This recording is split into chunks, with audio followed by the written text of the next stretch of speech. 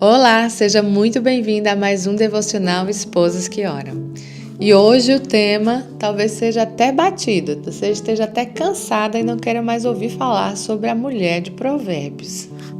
Sim, a mulher sábia, né? Em Provérbios 14, no versículo 1, tem aquele famoso versículo que diz assim, ó: a mulher sábia edifica o lar, mas a insensata o destrói com as próprias mãos.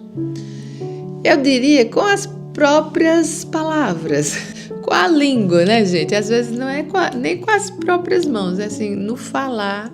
A Bíblia também diz que vida e morte, né, está no poder da língua, na nossa fala. Então precisamos estar atentas. Eu sei que tem mulheres que já nem suportam. Eu não quero saber dessa mulher perfeita, né? E não é isso que o Senhor espera de nós, né? Que seja tudo perfeito. Mas se a palavra traz esse exemplo, é porque nós podemos ser sábias. E nós escolhemos ficar com a palavra. Eu sei que às vezes ser sábia parece ser impossível, né? Porque na maioria das vezes estamos exaustas, cansadas. Eu vejo muitas mulheres aqui em Portugal mesmo, quando eu estava trabalhando, muitas dizem assim: isso é um fardo, eu não aguento mais, estou exausta, né? E o Senhor diz o quê?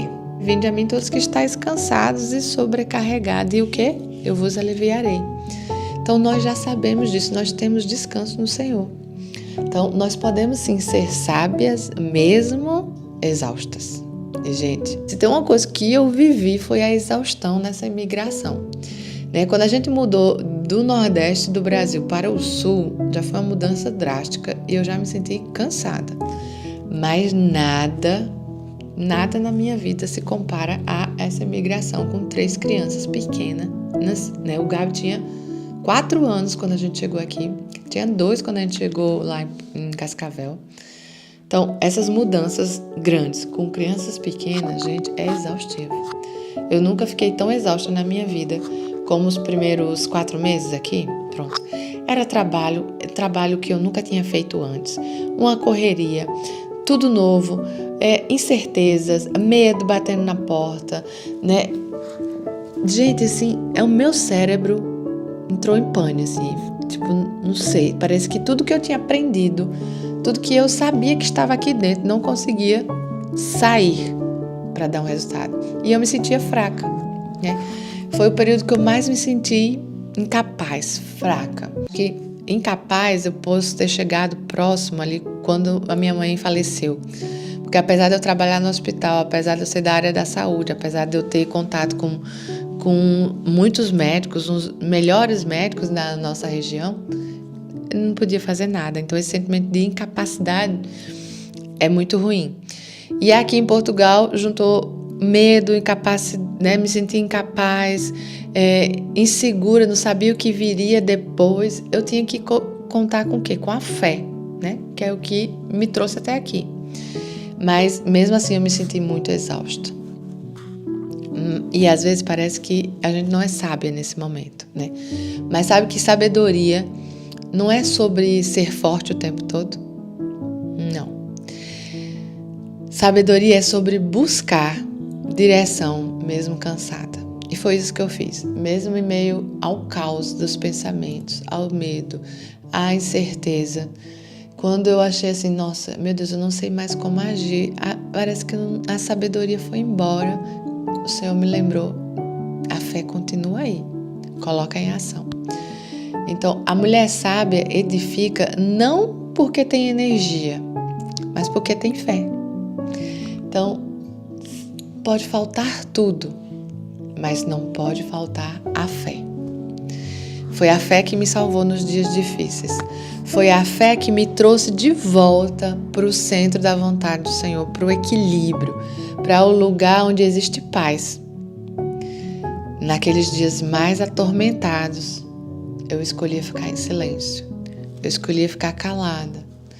E quando meu marido vinha falar comigo, quando os meus filhos vinham falar comigo, a dificuldade nessa época não teve nada a ver com o nosso casamento, nada a ver com a nossa família. Pelo contrário, eu me sentia fraca, mas eu vi força na minha família.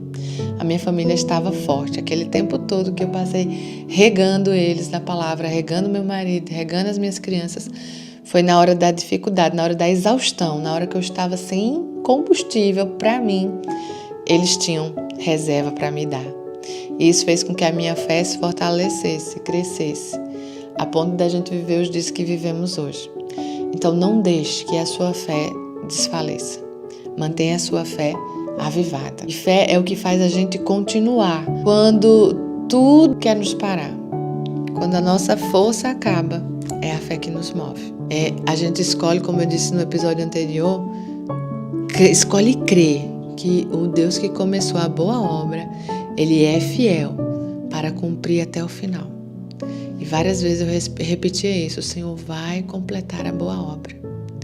Então, declare isso na sua vida, declare isso na sua casa. Eu sei, porque sei, eu creio que o Deus que começou, Ele vai até o fim. Em Daniel, no último capítulo, nos últimos versículos, ali na parte B diz: tu, porém, vai até o fim. E era nisso que eu me agarrava. Eu irei até o fim. E ainda diz assim: e descansará. Eu vou procurar esse versículo e eu trago para vocês depois. Mas procura, Daniel capítulo 12, 13. Daniel capítulo 12, versículo 13.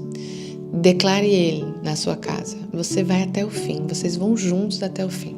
E hoje, se você está cansado, peça a Deus graça para continuar edificando o seu lar.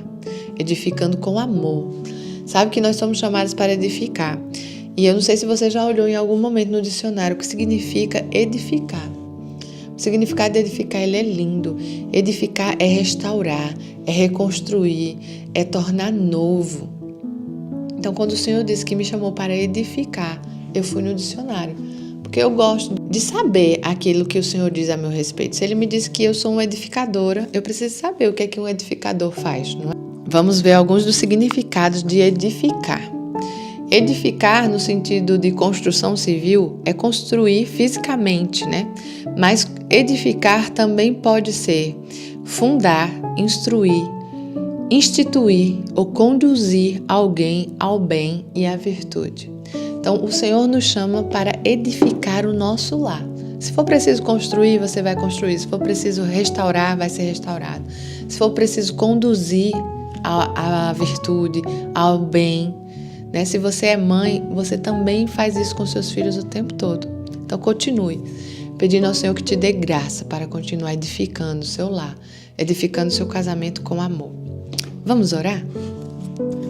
Se você puder, feche os seus olhos. Oremos.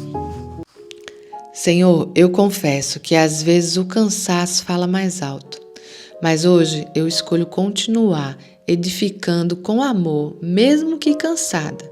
Renova minhas forças, que eu possa agir com paciência e sabedoria.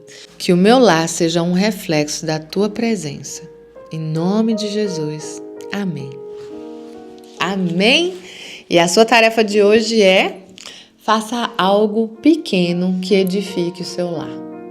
Pode ser um gesto, uma palavra, uma oração.